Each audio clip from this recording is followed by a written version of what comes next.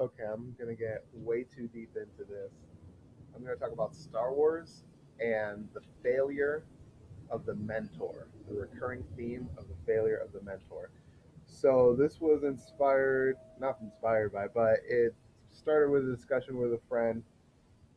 Sent me this video called "The Truth About Obi-Wan's Failure and Anakin's Fall," and it got me thinking about how there are recurring themes in Star Wars. So if Obi-Wan failed Anakin, then maybe there would be examples where Obi-Wan fails Luke, Yoda fails Luke, Luke failing Ben, uh, Luke failing Rey, so on and so forth.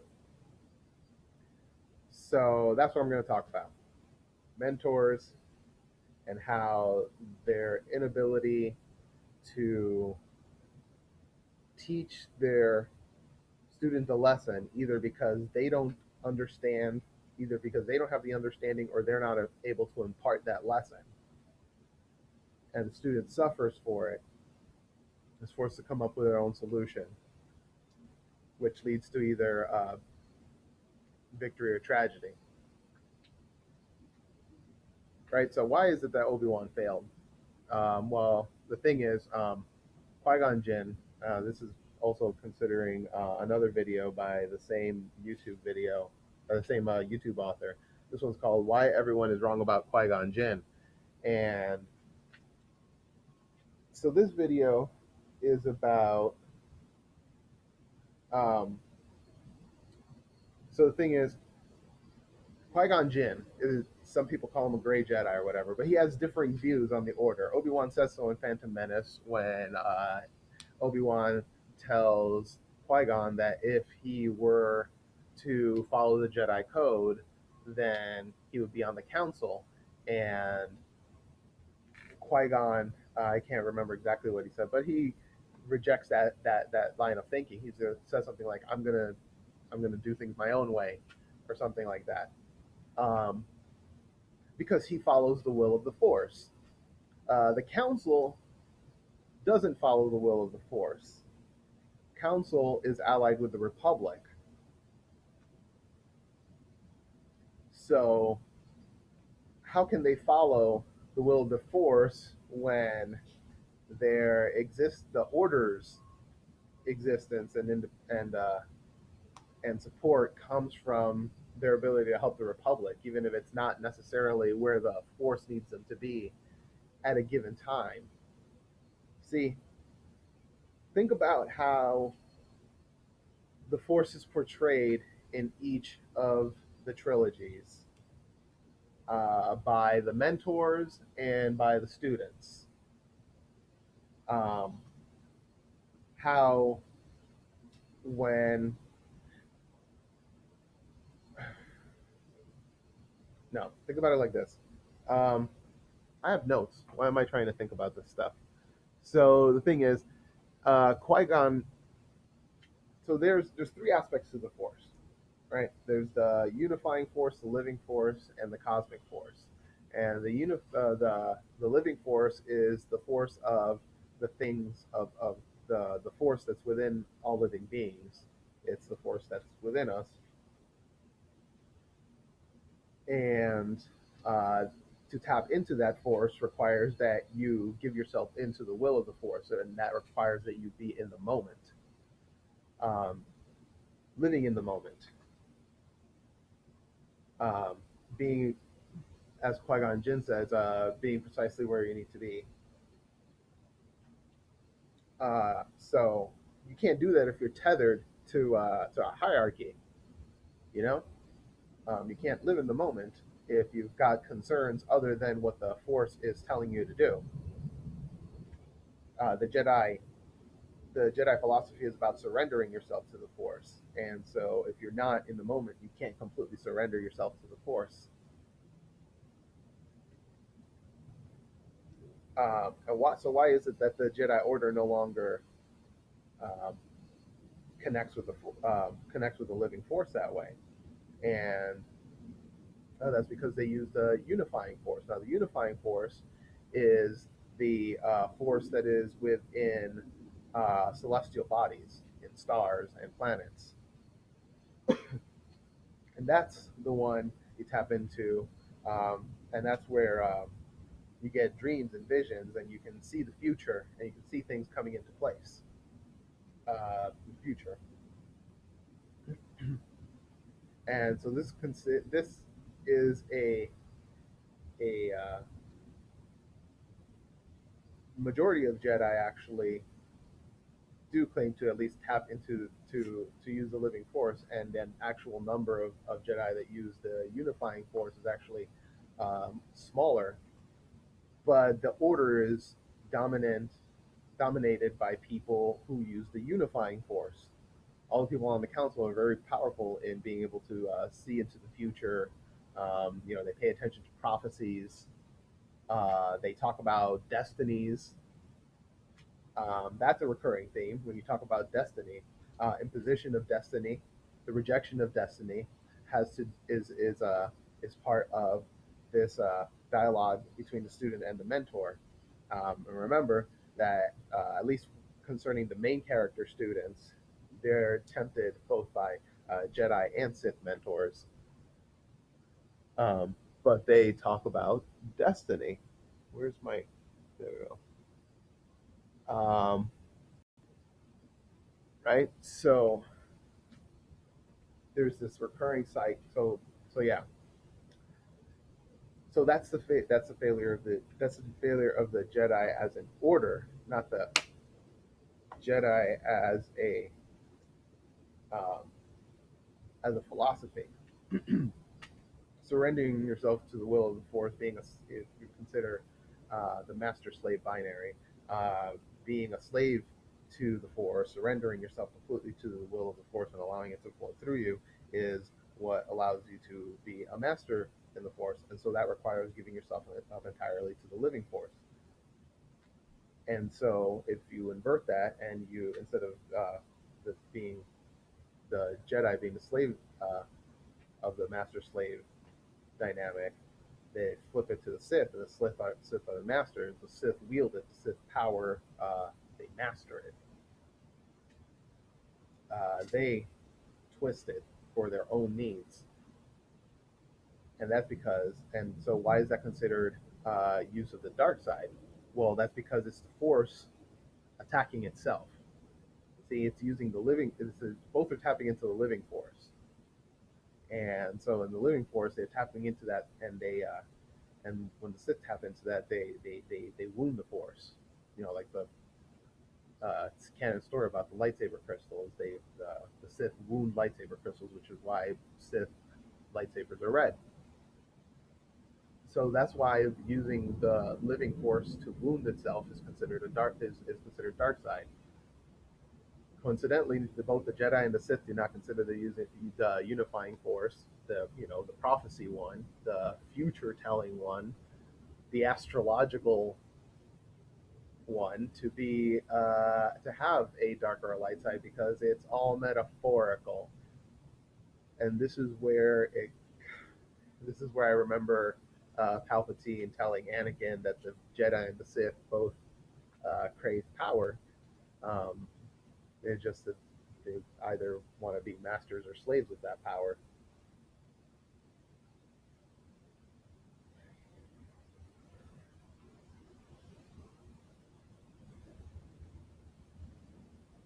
So that's the living force right there. But the problem is with the Sith using unifying force, and the Sith become really good at using the unifying force. Um, they allow that to overrule them. But the way that they use it to build an empire over 1,000 years. That's how the Sith wield the unifying force. And obviously, if the thing is, if you're looking into the future in order to prevent a problem now, two things: one, you're not paying attention to the present, and the second, shit. No, this is a really good point. The second is you need to have ambition. You need to have desire in order to be able to focus your looks into the future. You need to want certain outcomes. There's already a desire to see outcomes. even given outcomes. So that is the corruption. So if you are looking into the future, you can't be living in the moment. And that conflict is what causes the weakening of, well, the Jedi as a user, the Jedi as an order, and the Jedi's philosophy, because that limitation prevents them from seeing what Palpatine was doing the entire time to overthrow the Republic and create an empire, to usurp the Republic and create an empire. He doesn't overthrow it; he just overtakes it. Anyway,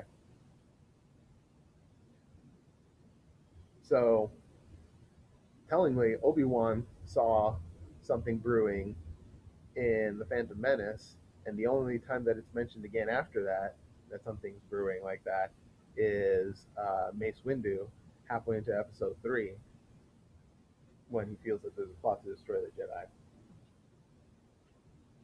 So Qui-Gon's failure to impress upon Obi-Wan the necessity to reject the unifying force in favor of going into the living force prevents Obi-Wan from being able to teach Anakin the way that Qui-Gon would have taught Anakin. You know that Obi-Wan didn't teach this lesson to Anakin because Obi-Wan winds up on the council. Being on the council means that he accepts the hierarchy. He even says so himself at the end of Revenge of the Sith, when he says, "My loyalty is to the Republic; it's to democracy. Why isn't it to the Force?" You see, he failed there. So Anakin doesn't learn that. He sees that it's insufficient. That philosophy was insufficient. Um, he sees value um, in what Palpatine is telling him, because it's giving him what he wants. When he reaches out to Obi-Wan and to Yoda, they don't give him answers that he's looking for.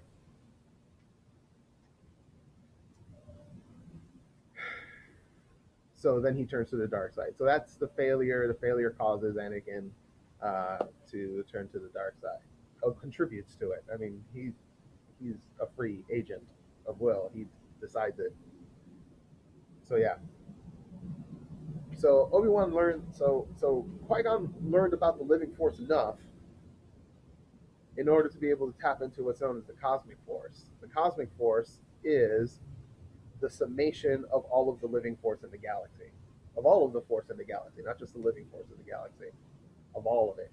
It's the cosmic being, the galactic cosmic consciousness. So he's able to tap into it enough that he's able to at least partially come back, at least as a voice, but not fully manifest. But he teaches these abilities to Yoda, and then Yoda teaches it to Obi-Wan, and they learn how to then be able to tap into the living force, and in some many ways forsake the the unifying force in many ways except one, and that tellingly is the one where they feel like it's Luke's destiny to kill Vader. That's the failure as well that they have, and so then Luke, um, he doesn't want to kill Vader. I mean, hold on a second, because Luke in Empire Strikes Back,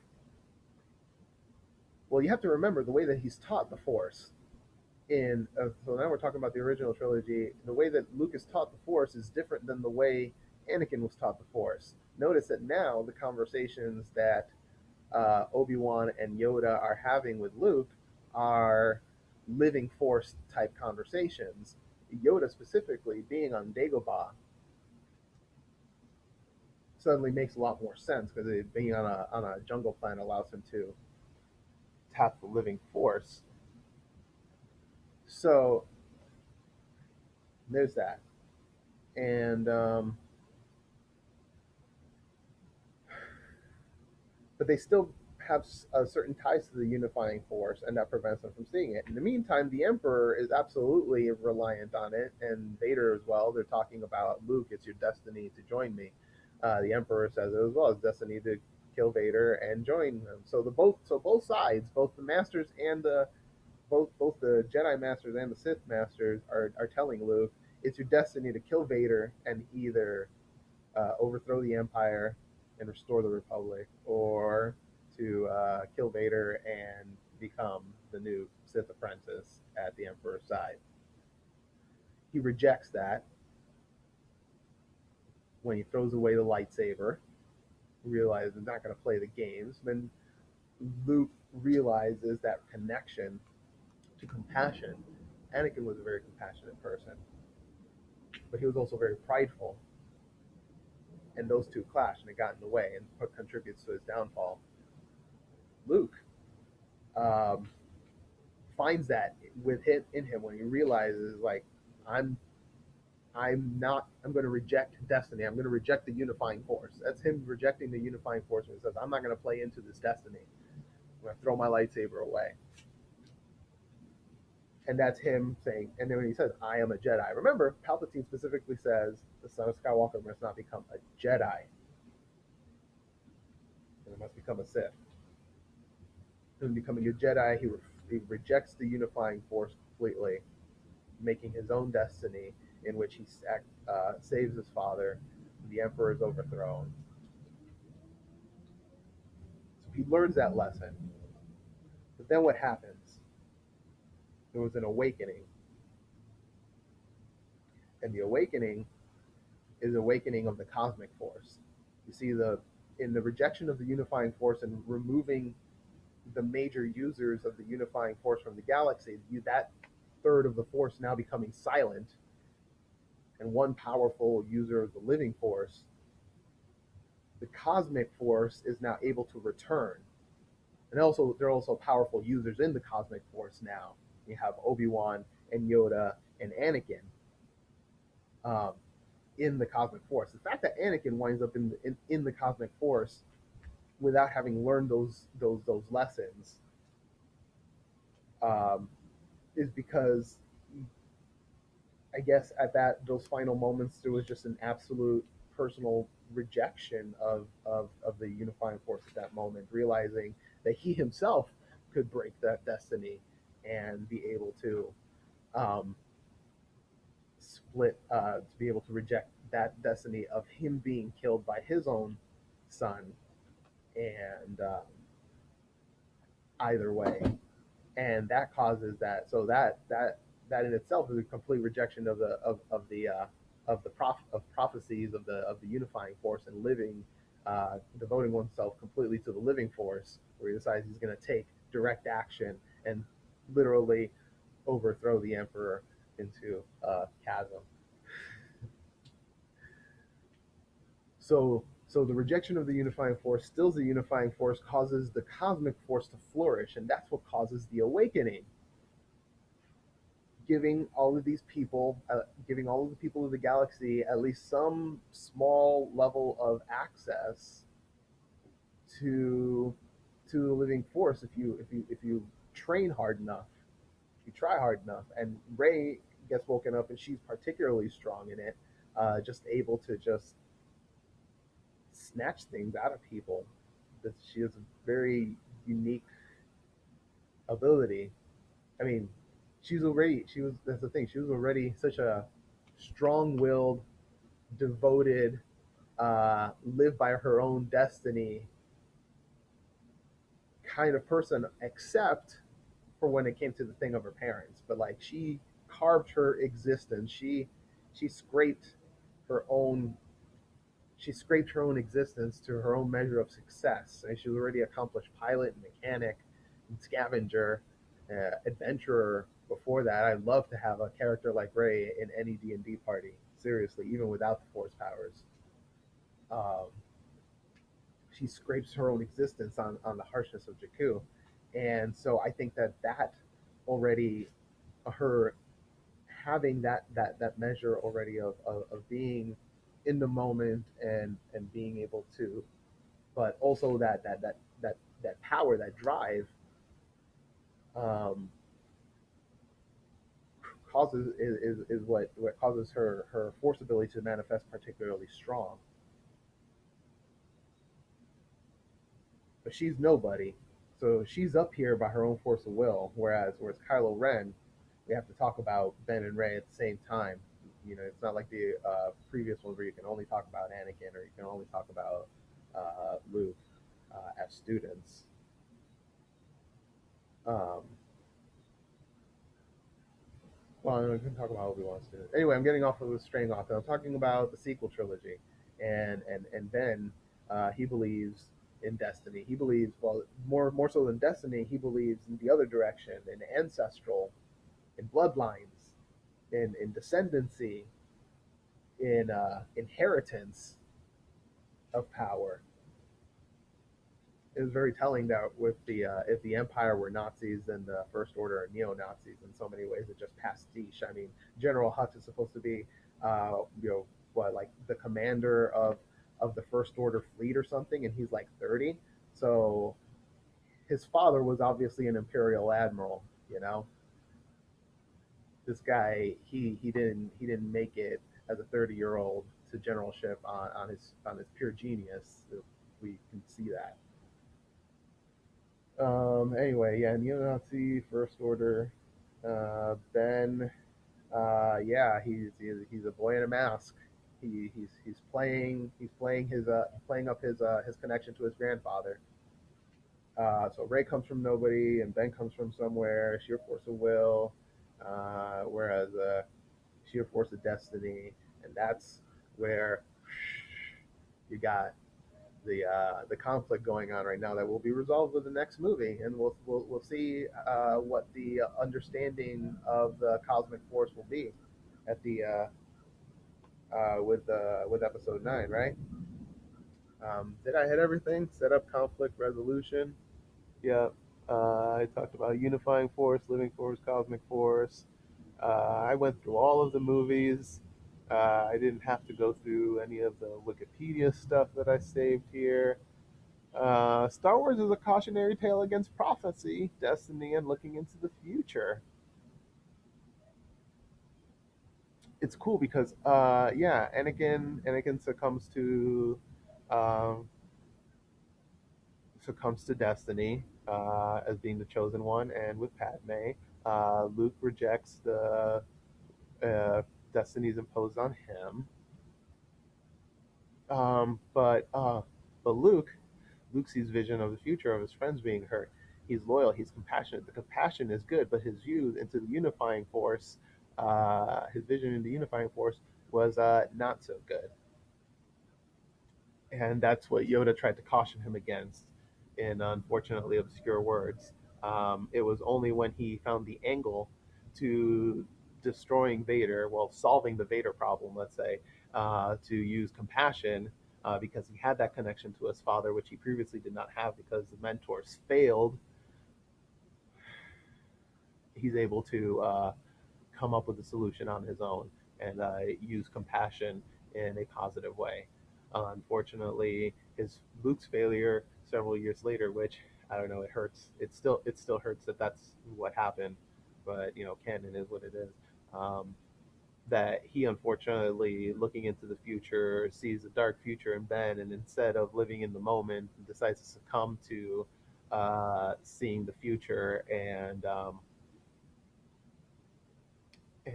makes a mistake that costs him his nephew and his sister their son. It's really sad.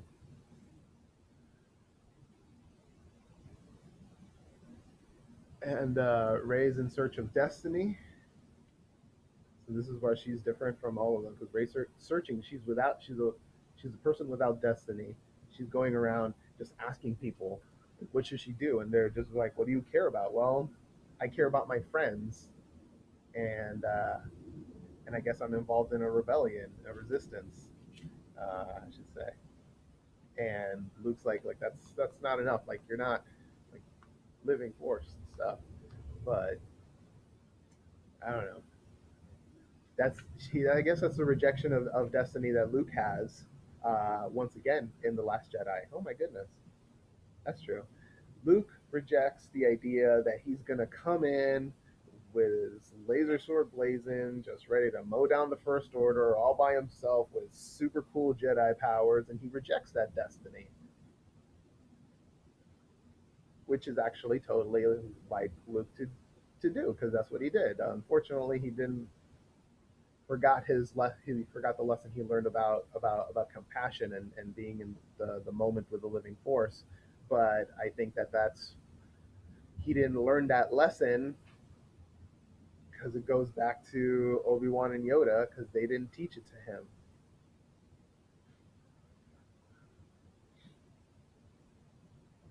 And on it goes back and back. So we'll see what episode 9 does. Uh, I look forward to seeing if all of this really does play up and there's something that that shows the ascendancy of the cosmic force, I guess. Yeah, real talk though. Told you I was gonna get way too much into this.